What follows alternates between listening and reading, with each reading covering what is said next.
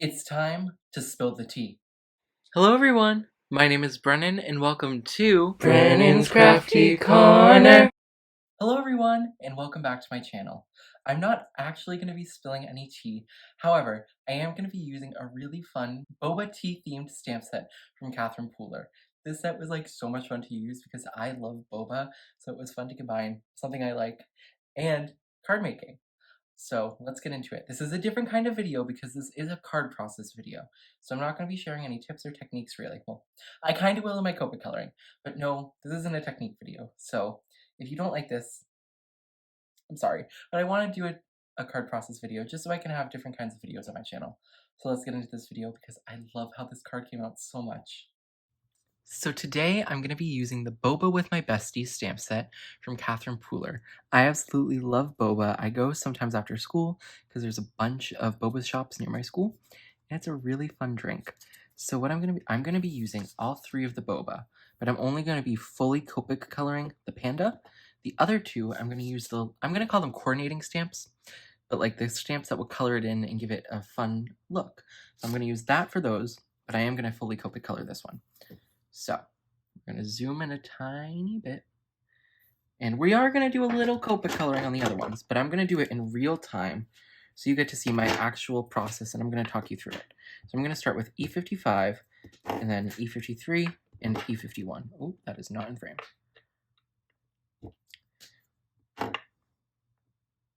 Okay, so we're going to go in with the E55 first, and you don't want that much of the E55 and E51 as those are like your highlight colors almost is what you should think of it as. Your highlights and your shadows. And in reality, you're not going to have too many of those. Those are going to be there, and they're going to add depth and dimension. But your mid-tone, which is M, should be in the middle. And since it's M, it should be your most. So I'm just going to do some little flicks from the side with the darkest color, E55, just to give it some texture. And I don't want it to be perfect because it would never be a perfectly straight line. Now I'm going to go in with the E55, and this should take up most, if not, well, it won't take up all, but it will take up a decent amount of the white space. As you can see, I started by going over it with circles, and I'm just doing some more streaks almost to get it uneven when bringing it towards the middle, just for some, I don't know, it's just the way I want to color it, to be honest. Just make sure that's really well blended. Okay. Now I'll do the other side. So first I'm going to do the circles up and down. This will start the blending process between the E55 and E53. And then I'll bring this out.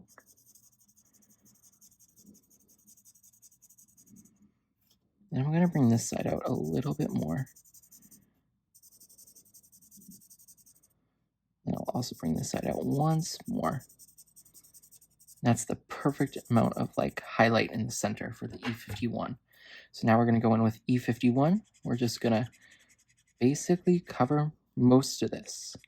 So we're going to do the center first and get that all nice and covered. And then we'll go in and do the entire, well, not the entire stamp, but the entire T part. And this will help us get a really nice blend.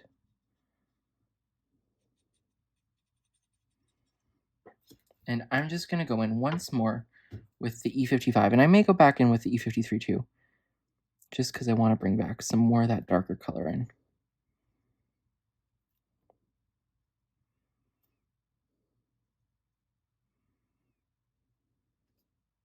If you've ever had like this kind of boba before, so brown sugar boba, you would know that like there's typically stripes up and down it from the brown sugar. I'm not even going to attempt that because that would end so badly it's not even funny.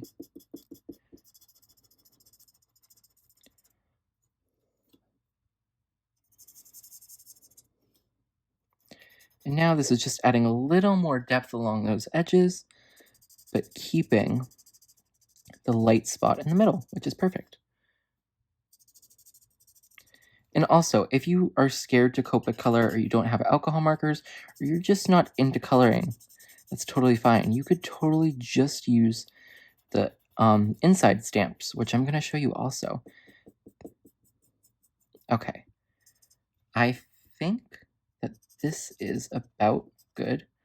Just my perfectionist self making sure it's all nice and blended.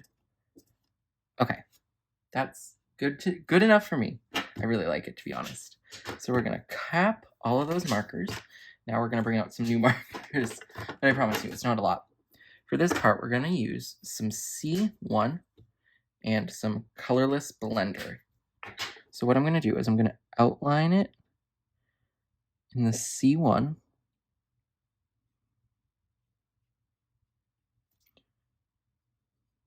And this whole part's just going to be C1.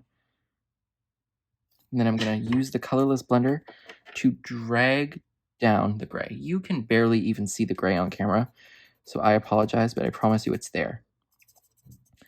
I'm going to use the colorless blender to drag down the gray. Now don't get confused if you're new to Copics. The colorless blender doesn't really blend. It's more an eraser, and you can pull ink with it. I'm going to do one more layer around the edge. That'll pull it out once more.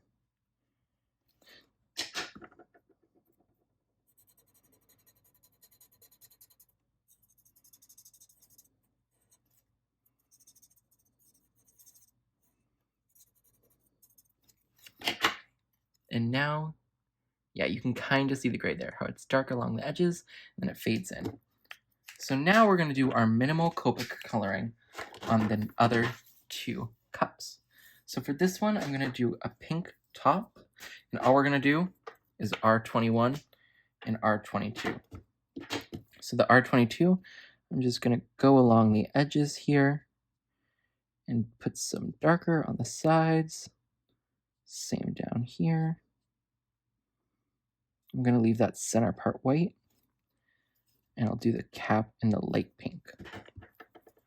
So I'm going to go in now with the R21. I'm just going to blend. I'm literally basically just drawing a line over the darker color, and that's going to blend it. Same here. Line, line, and then one line over the center, and the whole thing. Now I'm going to do up here in the light pink. Okay, that one's done. Now we're just going to do the small one, which I'm going to do in yellow. So now we have our little small one here. I'm going to do Y13 and Y11.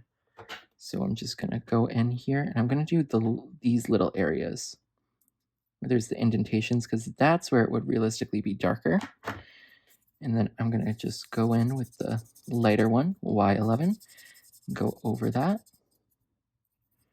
That just creates a little bit of shading. And then I'm just going to do the straw in the Y11 as well. So now I've pulled out my Altenew stamp wheel, and I'm going to use the coordinating inside stamp for each of these cups. So the large one and the medium one. This is the small one for the panda, but I'm not doing this with the panda. That's why I'm not using it. So I'm going to take my plate, and I've already lined them up.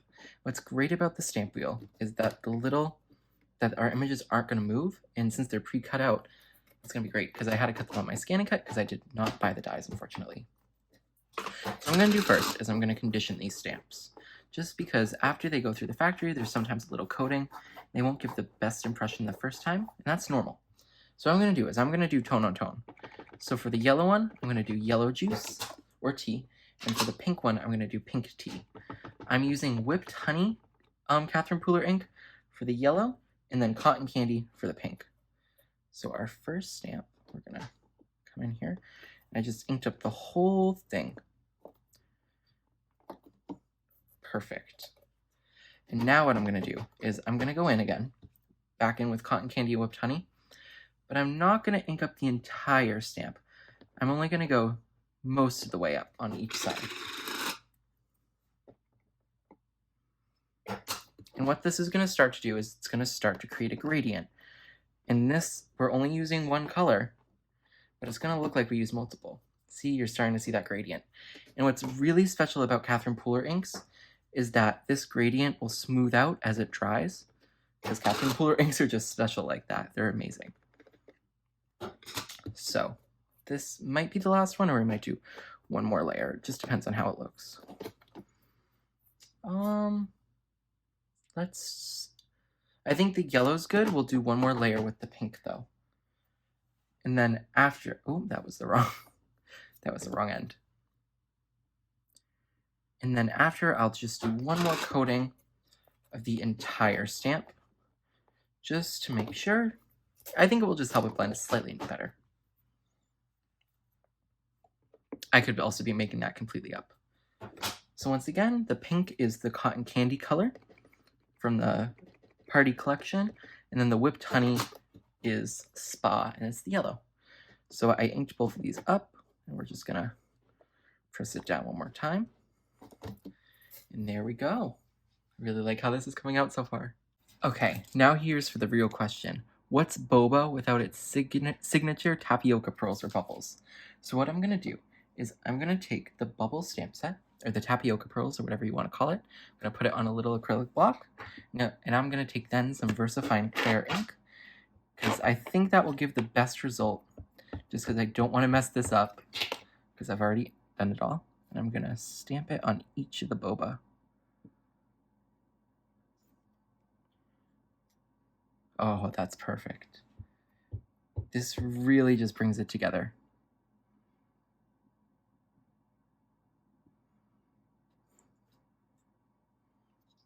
Perfect. And then one last one. Ooh, I think I may have shifted on that, but I think we'll still be okay. Yeah, it's fine.